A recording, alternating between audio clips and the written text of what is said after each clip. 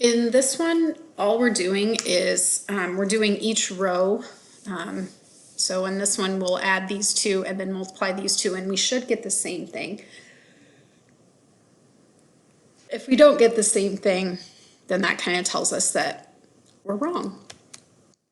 So first thing we're going to do is we're going to add these two imaginary numbers together. So I have a positive 7 and a positive 3, which is a positive 10.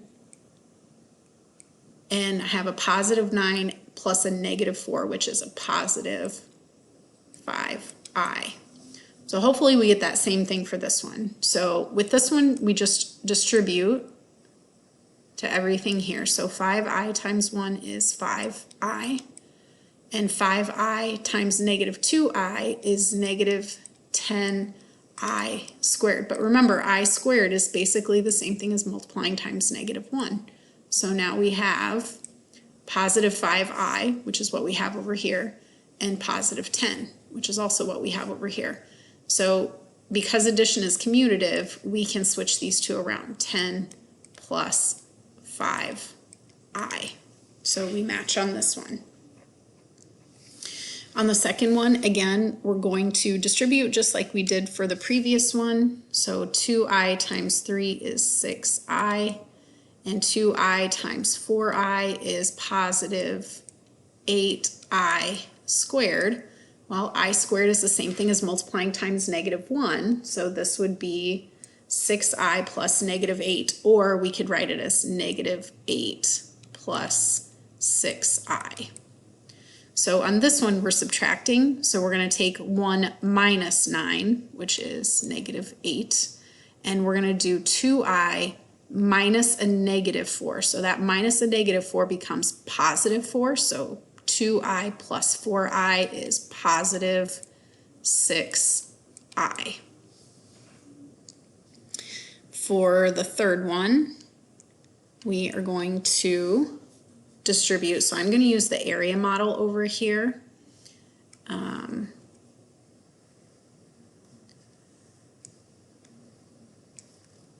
Again, really screwy square, sorry guys.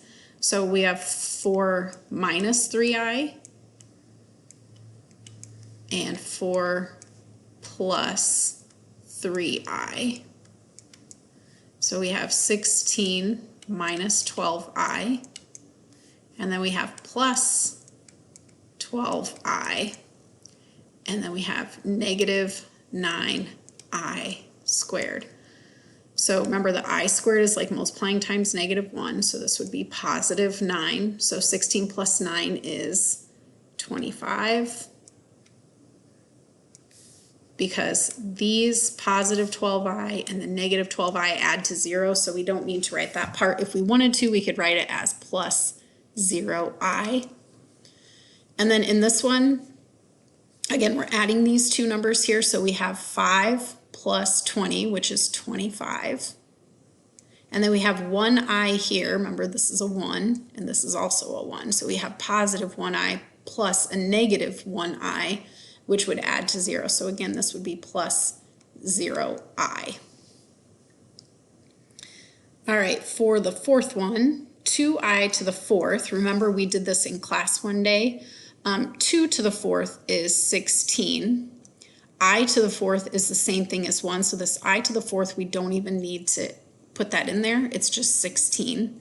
And so hopefully we get the same thing here. So I want to do this one because I want to show you guys how to do ones with radicals. So I'm going to get my area method up here again, my area model. Hopefully I can do this a little bit better than the last time. Marginally better.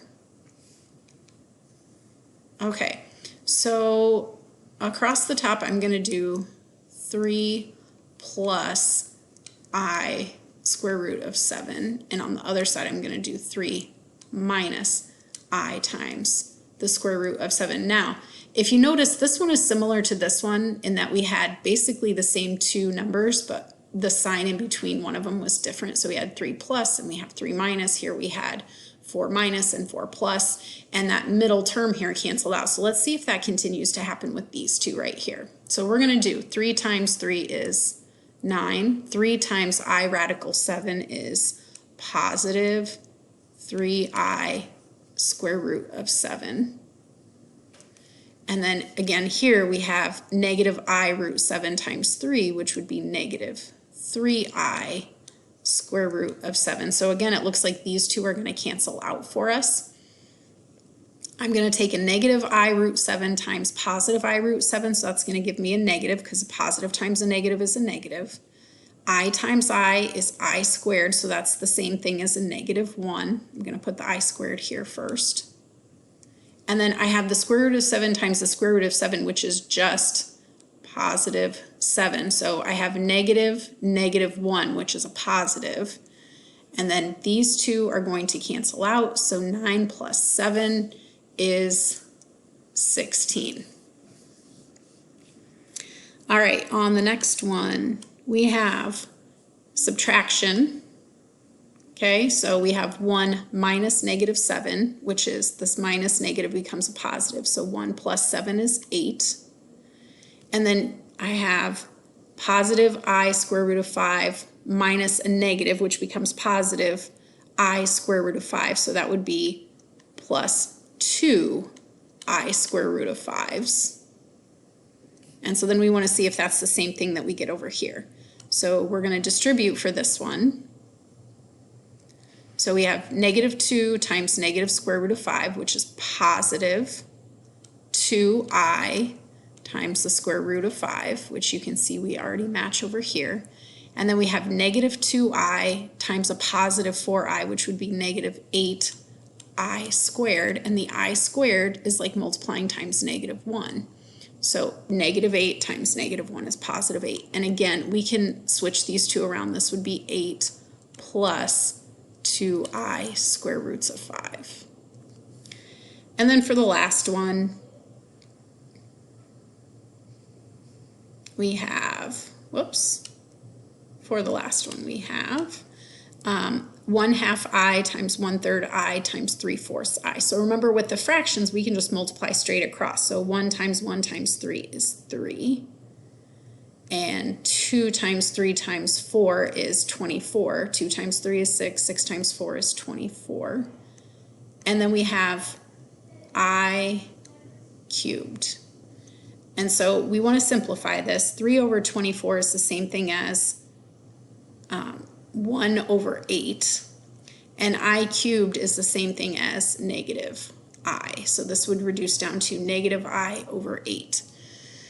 Over here we have 1/2 I cubed. So I would have to cube 1/2. Well, when I cube 2, I get 8. So I know that if I cube 1/2, I would get 1/8. And if I cube I get I cubed. And I cubed is the same thing as negative I. So this would be negative I over 8, which is exactly what we got over here.